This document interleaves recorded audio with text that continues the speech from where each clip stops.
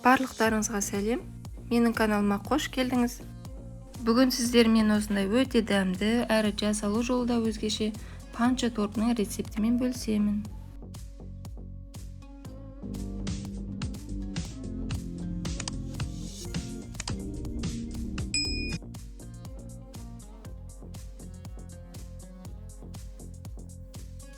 Тортқа қажетті заттар: ұн, қант, жұмыртқа, сұйық май, какао, қопсытқыш, ванильді қант және қайнаған ыстық су. Алдымен жұмыртқа мен қантты көпіргенше миксерлеп аламыз.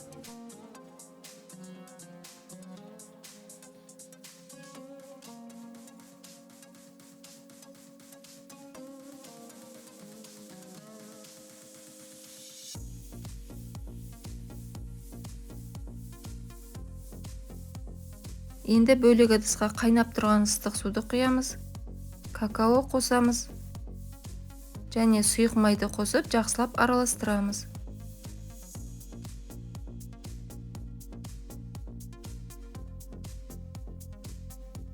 Жұмыртқа жақсылап көпірген кезде ванильді қант қосамыз және жаңағы қоспамызды құямыз.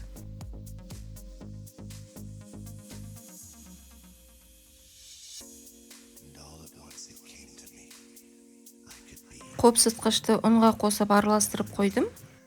Енді ұнды аз-аздан сала отырып, венчиктің көмегімен араластырамыз. Ұн салған кезде миксерді пайдаланбаймыз.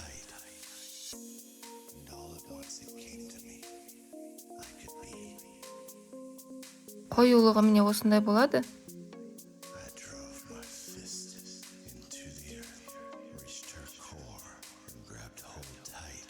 Енді ыдысымызға пергамент жайып, массамызды құямыз.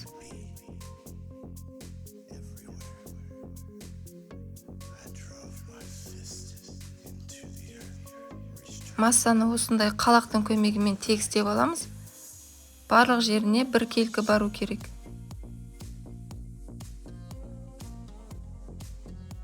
Арасындағы ауаны шығару үшін осылай ыдысымызды қозғалтамыз.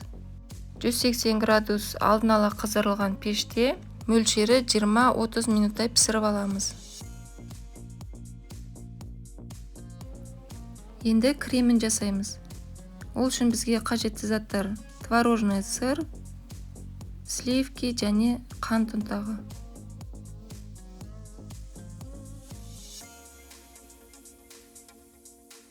Творожный сырға қант ұнтағын қосып езіп аламыз.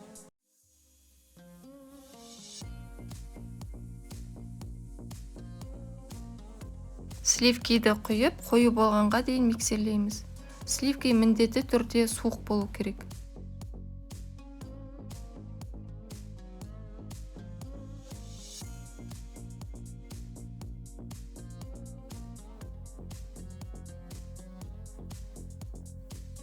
Бисквитіміз пісіп, әбден суығаннан кейін осындай домалақ ыдыстың көмегімен кесіп аламыз.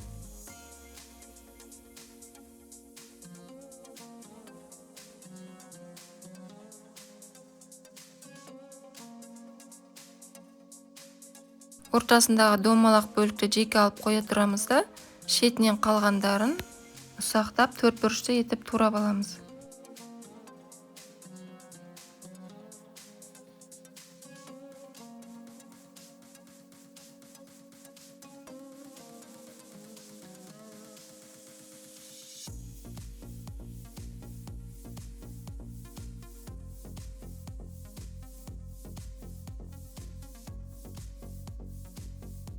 Тортымызды жинау үшін осындай кез келген шұңғыл ыдыстың ішіне пищевой пленканы жабыстырамыз.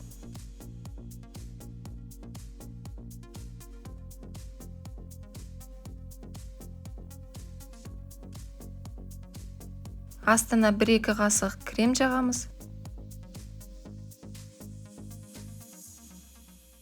Үстінен кубиктарымызды саламыз. Оның үстінен пропитка жасаймыз. Бұл менде ананастың суы. Енді осы кубиктардың үстінен менде қатырылған бұл жерде шие және клубника және қалбырдағы ананас. Аз-аздан салып шығамын.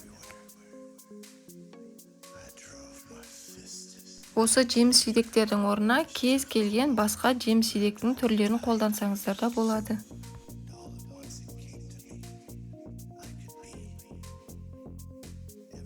Үстінен крем жағамын.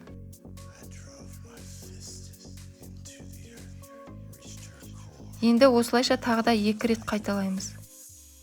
Кубиктарымызды саламыз. Пропитка жасаймыз. Ананас, клубника, шиені салып шығамыз. Қайтадан крем жағамыз.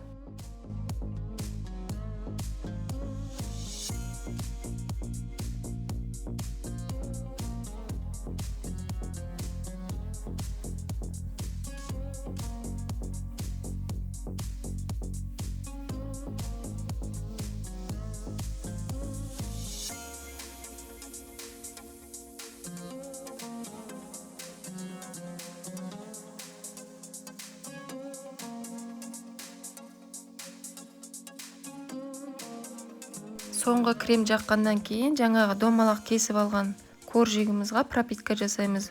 Бұл менде шиенің суы. Шиені сүйегінен ажыратқан кезде осындай су шығады. Сонымен пропитка жасай берсеңіздер болады. Енді осы кремнің үстінен домалақ кесіп алған коржигімізді қоямыз. Пищевой пленканың осы артық қалған жерлерін бетіне жауып, тоңазытқышқа 1-2 сағатқа қойып қоямыз. Мен сыртқы кремін бөлек жасадым. Бұл жерде сары май, қант ұнтағы және творожный сыр. Сыртқы кремді бөлек жасамай, ішкі кремнен көбіректеу етіп, солмен қаптасаңыздар да болады. Осылайша үшеуін біріктіріп жақсылап миксерлеп аламыз.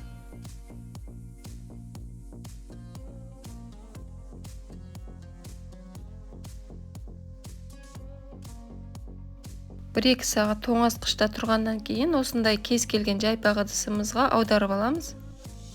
Ыдысымызды ақырындап отырып аламыз. Пищевой пленка осылай астында қалады, оны ақырындап осылай ажыратып аламыз. Енді бетіне крем жағамыз.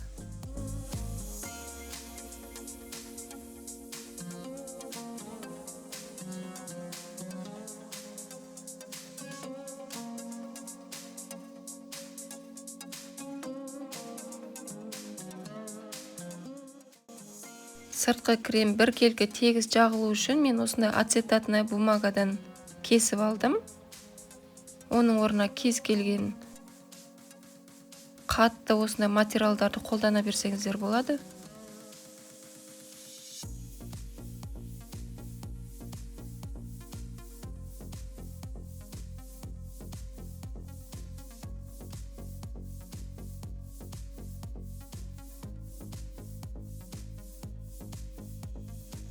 Осылайша кремді біркелкі етіп тегістеп шығамыз.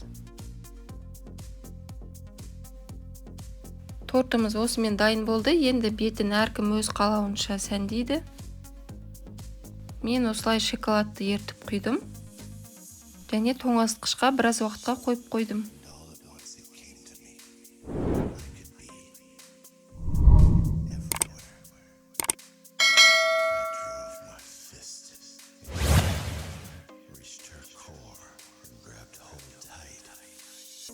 Тортымыз осындай жұмсақ, өте дәмді болып шығады. Сіздерге де жасап көруге кеңес беремін. Сонымен қатар видео ұнаса лайк басып, комментарий қалдыруды ұмытпаңыз. Барлықтарыңызға ас болсын.